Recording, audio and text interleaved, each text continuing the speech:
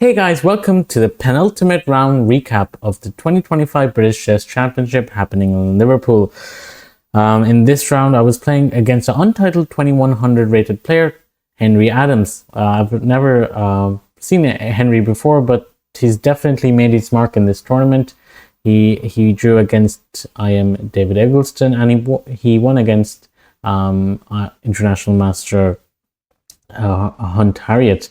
So those are some good players and good results he had in this tournament, and so definitely I was looking forward for this match.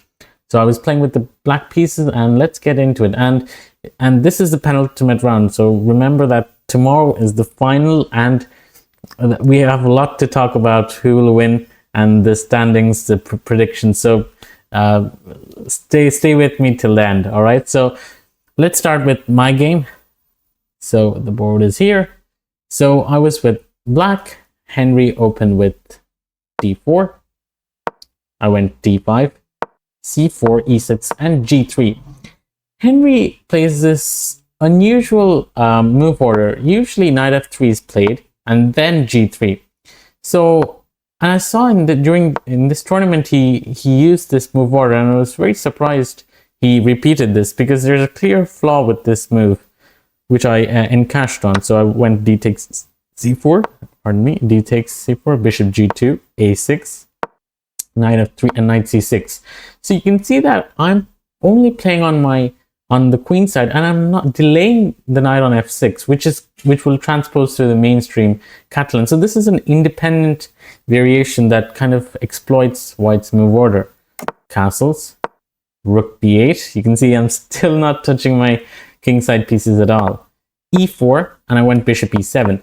So here White has a good center, but he's a pawn down, and this is the imbalance which you have usually in a Catalan sort of position. But we quickly reached a position where he regained his pawn back, but I have some really nice pieces. The knight on d3, the bishop on f5 is looking really good, and the d5 pawn is weak, and as we will see, I was able to grab that pawn after a few moves. Bishop g6, bishop h3, bishop d6, and here we reached a very interesting position where I'm a pawn up. Everything is just what I wanted, and I'm not losing any pawn here. So this is a dream scenario. I'm a pawn up, and we have a position. It's open enough. I can just trade the rooks, and then I should be clearly winning. Let's say in a knight versus bishop endgame should be winning. Probably even knight queen versus bishop queen should be also winning. But probably just having rooks might not be enough. So my main aim was, let's keep the queens on the board and let's trade off the rooks. So I was just hoping to get rook e8 in. If I can get rook e8, then I'm pretty much fine. But Henry was alert here, and I think he took a lot of time, if you can see. So I was almost 25 minutes ahead of him, but he took his time and understood that he has to prevent this rook e8 idea, and also kind of put pressure on the 7th rank. And let's see what happened. He went rook e3. I went rook d8.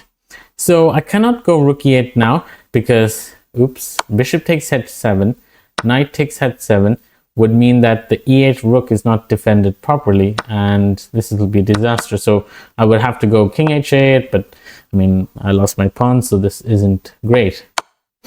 So I cannot do that. However, I could play g6, kind of sort out the issue with the h7 pawn.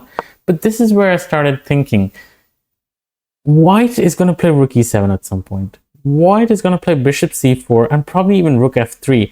And I didn't like my knight kind of bit loose on f6. And no matter how much I protected with king g7 or queen d6, I felt queen c3, and I kind of felt uneasy. But these are the moments when it's important to use tactics or calculation to kind of solve the issue, because you know you're better, but you just need to find a concrete solution to kind of slightly improve your position a bit more. I couldn't find that. But I think here engines are recommending that I play queen d6. So I was thinking of just playing rook e8. But after bishop c4, let's say queen d7 protecting this pawn, I wasn't sure after, let's say, queen c3, and again I have to play something, queen d6. I was wondering, is this a problematic thing, queen b3? But you can see that I'm almost kind of repeating myself. And at some point, yeah, king g7. I was thinking of rook f3, but now it makes sense. Probably I was hallucinating. You know what? Actually, I thought what I played in the game was better. I thought it was better, but it eventually turned out to be not so great decision. So we'll get to that. So in this position, instead of playing the very natural move g6 followed by rook e8, what I did was I went rook d8 with the point that after rook e7, g6, white doesn't have bishop d3, bishop c4 idea. He has to just go back, and then I can do my thing, what I wanted to do all along. However, I missed a very nice move, bishop e4. Now, this bishop might not be useful on this diagonal, but white earns a crucial tempo, which means that the rook on e7 is securely landed on its dream square. Because if you have given me one more move, I would have played rook fe8, and now I would have questioned the rook on e7. But since bishop e4 not only kind of gains a tempo, but it kind of shoos away my queen, and I'm forced to kind of to protect it. So I went queen a5, b4, queen b6, and here I started to realize that, oh, my position isn't that great. So you can see now I have half an hour, but it kind of went down as the time, as the moves were coming in. So queen b5, h4, rook e8. I was trying to make queen d3 work. It's sensible to kind of trade queens, but the problem was bishop e2. And then if I play rook d7, bishop c4 was super annoying. I cannot play rook d8 and hope for, getting it, because bishop takes f7 and he regains the pawn. So suddenly the pressure on f7 was so significant that I couldn't understand how should I continue. So I went rook e8, saying that, okay, maybe I'd trade the rook somehow, but it didn't work out. And I was, at this stage, it felt like, wait a minute, how did this go from a clear pawn up to somewhere I might be getting checkmated? I went to rook takes, and I went knight d5, which wasn't a great decision. And we were almost reaching the thumb control. We were just 8 moves ahead, away. And here, Henry chose the most solid option, but we were even actually analyzing after the game that probably queen e5 or queen f6 would have been more tenacious and would have posed a lot more problems for black. But yeah, bishop takes, and just keep the queens on the board, because the pawn advantage doesn't make much sense, especially when a pawn like h6 is coming and there might be some checkmate ideas. So yeah, I was lucky in this sense, but I can't do anything else. Engines recommend knight takes h5, which looks terrible. Well, obviously, yeah, you can have a weak king when you can promise that you can play f6, rook f7, and there's not many pieces, so it's probably fine to do this. But no, definitely this is very dangerous to allow. But I think knight d5 was practically the best choice. Take, went queen takes c8, and then we liquidated to a rook endgame, and it's a draw. We agreed for a draw, because after takes, let's see if I attack his rook, his pawn, he attacks mine, and it's 2v2, and there can't be much going. So it ended in a draw. I'm still can't believe how I couldn't convert this. I think it was a question of 1 or 2 good moves, and then I could have started this huge grind and then eventually squeeze a point. But yeah, I think some inaccuracies kind of led to him getting counterplay, and he actually kind of pressing at some stage. So definitely my idea of bringing the queen and then protecting it to b6 was kind of yeah, was kind of my downhill. But anyways, so with that draw, that means I'm on 5 out of how many points I am? Yeah, I'm at 5 out 5/8, and still one more round, the final round to go tomorrow. It's in the morning. So before we wrap up this video, let's see the top games from this round, and there's some huge blows, and we should check them. All right, so let's see the standings. All right, so this was board 1 between Gawain Jones and Mickey Adams. And yeah, this is the most awaited game of this entire competition. And it was Gawain who was half a point behind Mickey at this stage. So it was really important for him to kind of score to, get into the championship, play for the crown. But definitely Mickey Adam with the black pieces, he's super solid, and it's a very hard task.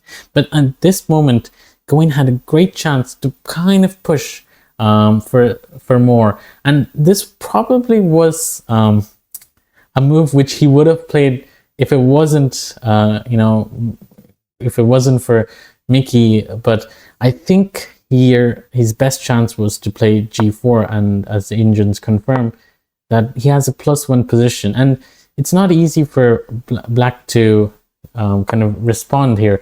Engines are saying after F5, G takes F5, C5. Who would find this? But it does make sense, and I think it's really risky for white. But I think with the position having such a closed nature, and the queen is kind of off, and as you can see, even in my game, my queen was on B6, and there were a lot of troubles on the king side. So this is a good learning for me as well, that having a queen in a square like B6 really has no vision on the king side, or no sight, or no support at all. So G4 would have been a good shot, but that ended in a draw. So board 1 was a draw. That means Mickey still maintains his lead with 6 out of 8. Here comes the board 2. This was a huge blow. I think no one expected this coming. Stuart won against Reyes with the white pieces. The game started with a very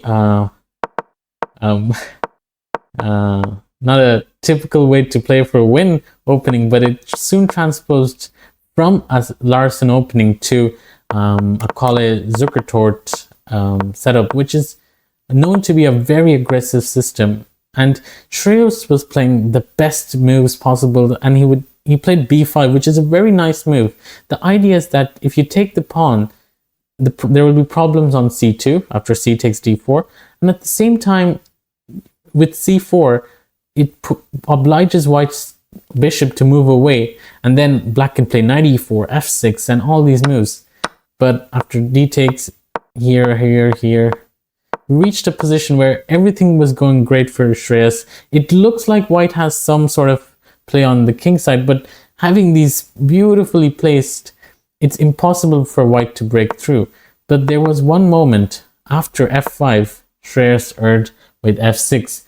It seems like a very sensible move. You want to remove this knight and then kind of improve your position afterwards, because you can, if you see, Shreyas did a huge improvement on the queen side, but just one pawn move on the king side proved very costly. After f6, Stuart found an incredible move, knight g6. Knight g6 meant h takes g6 was forced, takes, and now there's a checkmate threat. Knight g5, queen h5, and you can see how inventively Stuart played. He's not directly going for a checkmate, but he's showing that now this idea, rook f4, rook h4, could be a really tough one to, where was I? Yeah, is to avoid. So it's unavoidable. However, I think instead of rook f4, there's actually knight f3, which is even more stronger. Knight f7 takes, and then Shreyas resigned. So this was a shocking result, but yeah, it's kudos to Stuart. Played incredibly well, and I can say from my experience with playing with Stuart last year in Hull, he's an extraordinary attacking player, and yeah, somehow kind of swindled him in time pressure. But I should have lost that game, but we drew. Anyway, so that was board 2 game. So that means that Shreyas is no more the leader. So what is after that? Then we have Nikita winning with the black pieces. This was a huge win. Peter won against Amit. Daniel Fernandez lost against Richard. So you can see that IMs are beating GMs. So you can see Peter IM and he won against Amit, and then Richard won against Daniel.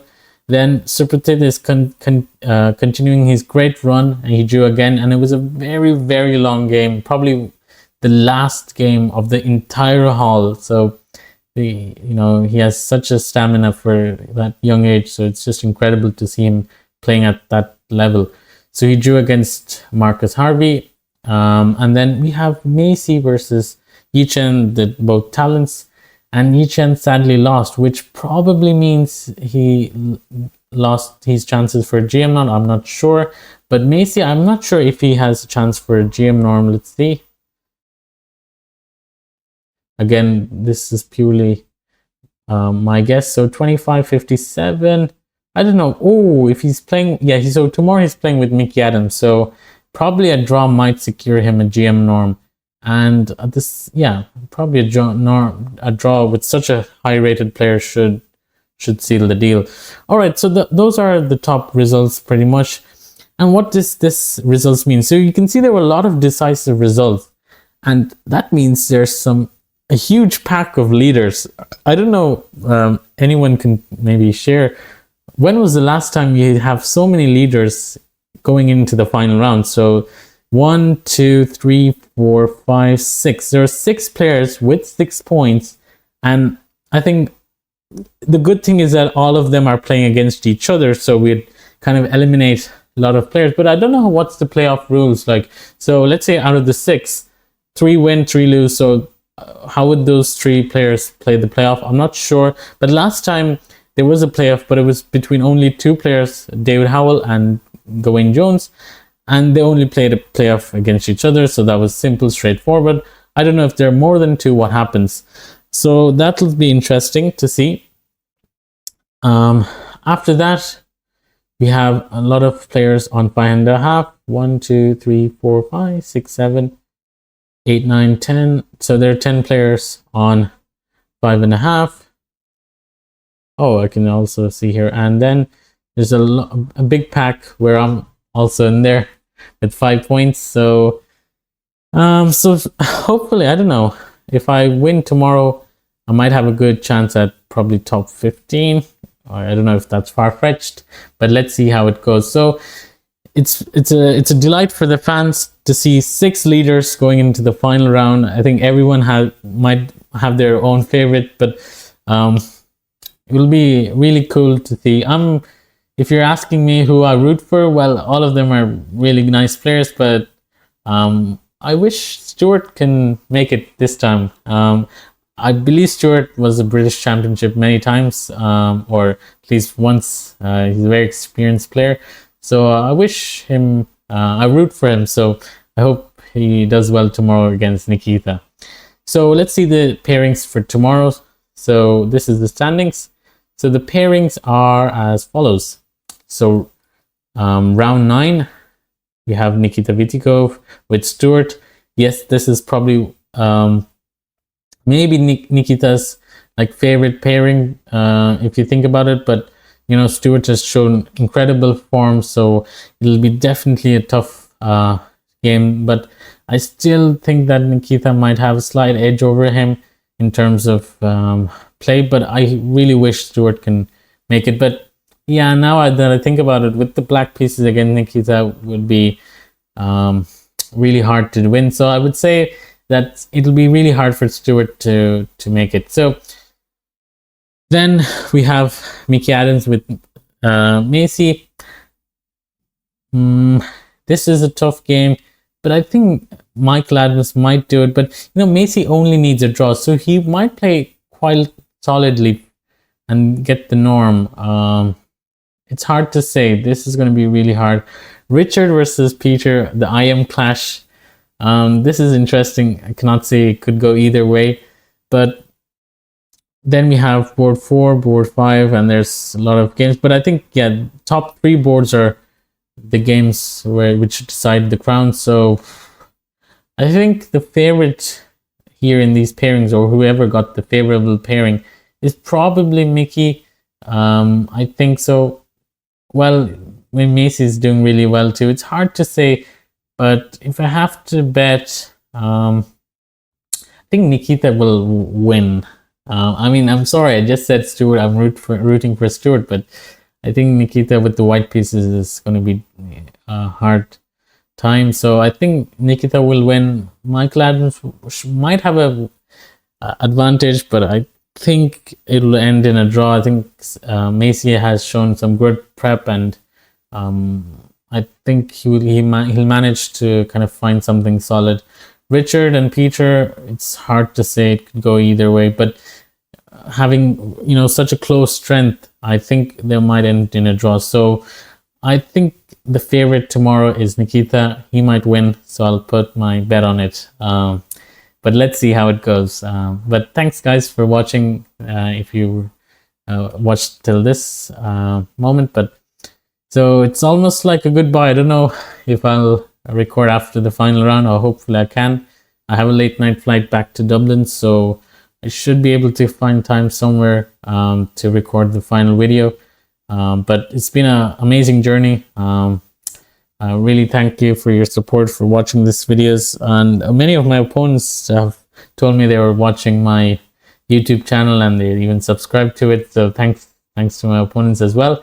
Anyways, it's quite late in the night and I have to get back to bed and prepare. Well, I can't really prepare much, but we'll see. So tomorrow I'm playing, sorry, I forgot to mention. So tomorrow I'm playing against women grandmaster and 2-time British chess champion, or actually multiple times, I'm not sure how many now, Yao Lan, woman grandmaster, and she has 3 IM norms. She recently got one in Andorra.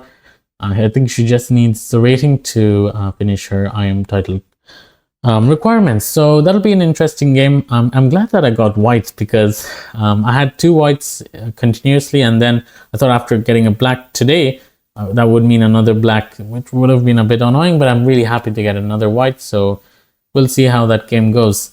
So thanks guys, and let's see the action happening in the top 3 boards tomorrow. All right, see you guys. Take care. Bye bye.